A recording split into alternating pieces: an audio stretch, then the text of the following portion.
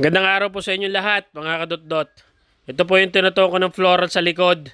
Hindi ko na po pinagpisan at magkaiba naman. Yun ay bulaklak, ari ay aso, ay di kayo magkaiba. Yan nga po pala yung kanyang alagang Pomeranian. Mahal na mahal niya yan, kaya nagpalagay ng ganyan. Hoy, sana all, mahal. At yan na nga ang kinalabasan ng resulta. Dahil nung matapos, maganda, ay natuwa si ma'am. Ay kahit sino naman matutuwa, ay kasinsin ng balahibo, oh, kakyut pa. Yan ang alaga ni ma'am.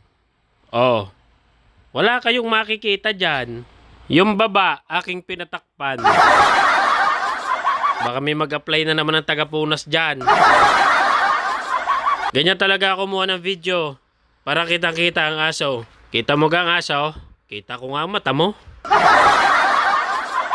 Cute ga? Baka gusto mo rin magpalagay ng alaga mo. Magsabi at lalagyan ko. Kastig di ma'am, ang daming hikaw. Maraming salamat ma'am, sana'y nagustuhan mo inilagay ko sa'yo. Salamat po.